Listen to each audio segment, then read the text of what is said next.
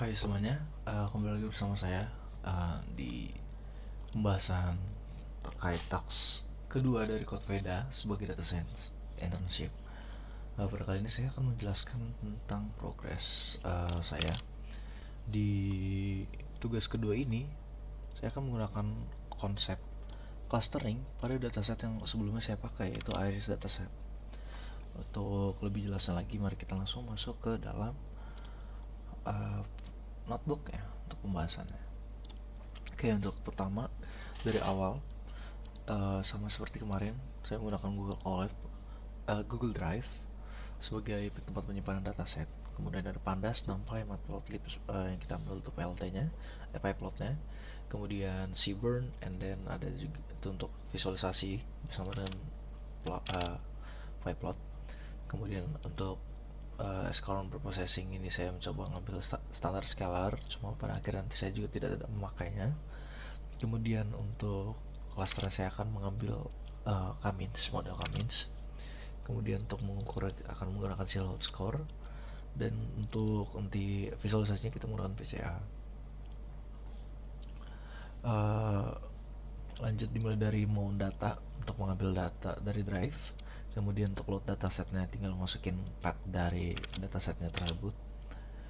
Kemudian untuk di bagian data understanding masih sama seperti task yang pertama, karena datasetnya juga masih sama, yaitu dimulai dari info struktur daftar untuk mengetahui total kolom ya ada berapa, dan apa saja dari fitur yang akan kita gunakan, dan statistik dasarnya yang terisi dari count, min, standar deviasi, terus nilai terkecil 20%, 50, 75, dan nilai terbesar ya, seperti itu. Kemudian untuk cek missing value-nya, cek duplikasinya, dan distribusi label. Nah, karena kita menggunakan konsep clustering, jadi spesies ini nanti akan kita hapus seperti itu. Nah, tapi sebelum itu kita lihat dulu dari pyplot.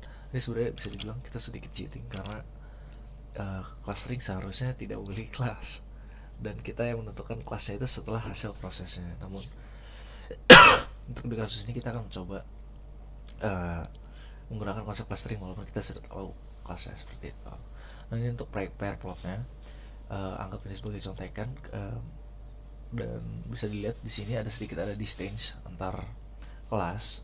Namun mungkin nanti akan ada overlapping atau tumpang tindih di bagian versicolor dan virginicanya gitu. Oh, ya karena kita juga akan menggunakan Kamins, di mana Kamins itu akan menghitung berdasarkan distance antar titiknya. Jadi uh, itu bisa dibilang salah satu kemungkinan yang akan terjadi ketika kita menggunakan Kamins, yaitu overlapping ketika ada titik yang berdekatan dan memiliki kelas yang berbeda gitu. Kemudian untuk correlation heat mapnya masih sama seperti kemarin.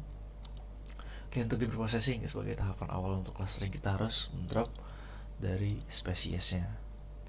Kemudian kita memisahkan fitur yang lain, yaitu sepal length, sepal width, petal length, dan petal width-nya. Oke, kemudian lanjut ke elbow method, dimana kita mencoba cari K yang terbaik dari inersia 1 sampai 10. Dan di sini kita mencari itu titik dimana titiknya itu membentuk siku-siku. Itulah kenapa kita sebut sebagai elbow method.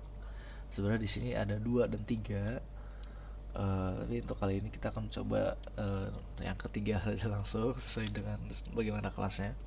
Kemudian Silhouette score-nya, sebagaimana bisa dilihat di sini untuk Silhouette score-nya untuk di K sama dengan 2 itu dia yang terbaik. Namun 3 juga masih bisa dibilang cukup baik.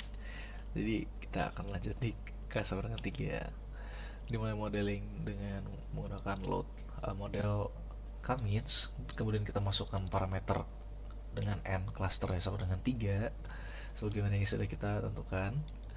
Kemudian random state-nya kita cek saja. Kemudian untuk hasilnya itu seperti ini. Masing-masing fitur sudah dibuat clusternya seperti itu. Kemudian untuk apabila kita visualisasikan dengan VCA, itu hasilnya akan seperti ini. Nah, bisa dilihat untuk kelas yang paling kiri, ini kelasnya tadi si Setosa, itu dia sudah berhasil di cluster dengan baik. Namun untuk yang kuning dan ungu ini dia masih ada overlapping karena emang distance-nya yang berdekatan. Nah, untuk perbandingan dengan spesies aslinya, di sini kita bisa lihat dari Setosa itu dia 50/50 atau bisa dibilang 100% berhasil untuk mendeteksi Setosa menggunakan Cummins. Namun untuk versi color itu ada 3 yang salah dibanding per 50 atau bisa dibilang 47/50 untuk yang benarnya, seperti itu. Dan Virginica itu 36/50. Jadi lumayan besar untuk Virginica itu missnya. Itu kemungkinan dikarenakan distance dari uh, titik Virginica dan versi color ini hampir mirip apabila dipetakan. Oleh karena itu untuk algoritma Cummins dia akan mendeteksi seolah mereka itu sama, seperti itu. Jadi pada kesimpulannya, berdasarkan elbow method dan silhouette score, itu jumlah cluster optimal itu bisa kita simpulkan itu adalah sama dengan 3 sebagaimana hasilnya. Namun hasil clusteringnya menunjukkan bahwa Setosa dapat dipisahkan dengan baik.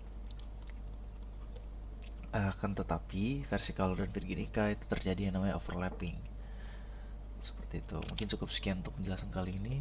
Mohon maaf apabila ada kesalahan dalam ucapan. Terima kasih. See you di next video.